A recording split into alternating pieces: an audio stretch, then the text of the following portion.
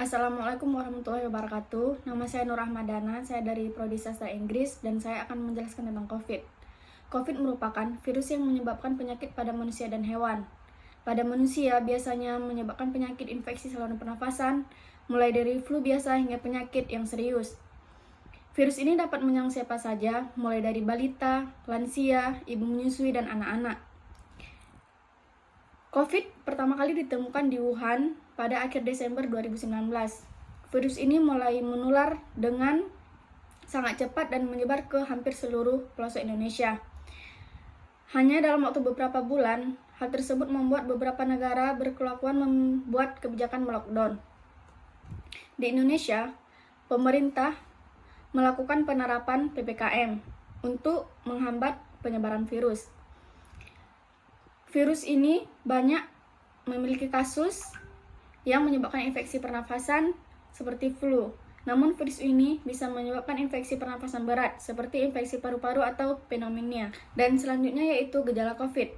Gejala COVID virus corona yaitu bisa menyerupai gejala flu, demam, pilek, batuk kering, atau sakit tenggorokan, dan sakit kepala. Setelah itu, gejala dapat hilang dan sembuh dan bahkan bisa menjadi lebih parah. Penderita COVID dengan gejala berat bisa mengalami demam tinggi, batuk berdahak bahkan berdarah, dan juga sesak napas atau nyeri di dada. Keluhan tersebut muncul ketika tubuh bereaksi melawan virus corona. Secara umum ada 3 gejala yang menandakan seseorang terinfeksi corona, yaitu demam, suhu tubuh di atas 38 derajat Celcius, batuk kering, dan sesak nafas. Ada beberapa gejala lain yang juga bisa muncul pada infeksi virus corona, meskipun ini jarang, yaitu diare, sakit kepala, hilangnya kemampuan mengecap atau merasa, dan hilangnya penciuman. Gejala COVID ini umumnya muncul dalam 2 hari atau 2 minggu setelah penderita terpapar virus. Sebagian pasien yang terinfeksi virus corona bisa mengalami penurunan oksigen tanpa adanya gejala apapun. Dan selanjutnya yaitu penyebab COVID. Penyebab COVID sampai saat ini belum diketahui penyebab dan virus corona. Tetapi diketahui virus ini disebabkan oleh hewan dan mampu menjangkit dari satu spesies ke spesies yang lainnya, termasuk manusia.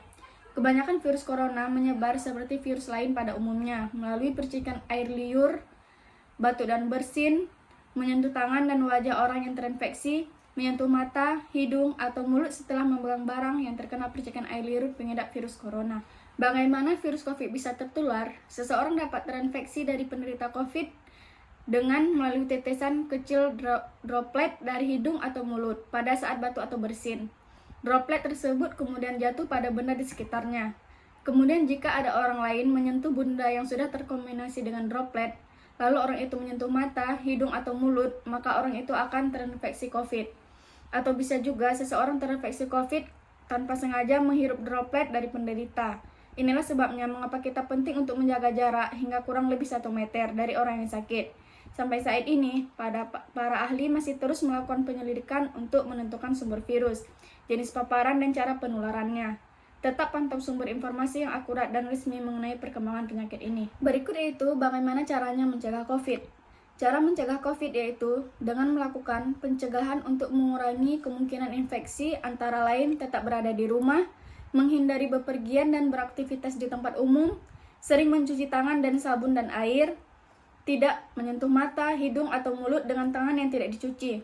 Segera hubungi hotline jika ada mengalami gejala atau memiliki riwayat perjalanan dari negara yang terjangkit. Juga jaga jarak minimal 1 meter, sebaiknya pilih ruang terbuka dan berventilasi baik. Buka jendela jika berada di dalam ruangan. Cuci tangan Anda secara rutin dengan sabun dan pembersih tangan dan juga alkohol. Ikuti vaksinasi ketika giliran Anda. Ikuti panduan setempat terkait vaksinasi. Jangan keluar rumah jika merasa tidak enak badan. Jika demam, batuk, dan kesulitan bernafas, segera cari bantuan medis. Dan juga selalu gunakan masker yang baik dan benar. Kesimpulan, menurut pendapat saya, COVID berdampak buruk bagi masyarakat Indonesia, bahkan di seluruh dunia. COVID dapat menghambat pendidikan, kerja, bahkan keseharian masyarakat. Maka dari itu, kita harus selalu menjaga diri dengan selalu memakai masker di tempat umum, hindari keramaian, dan selalu rajin cuci tangan. Semoga kita bisa terhindar dari jenis COVID ini. Sekian dari saya dan terima kasih.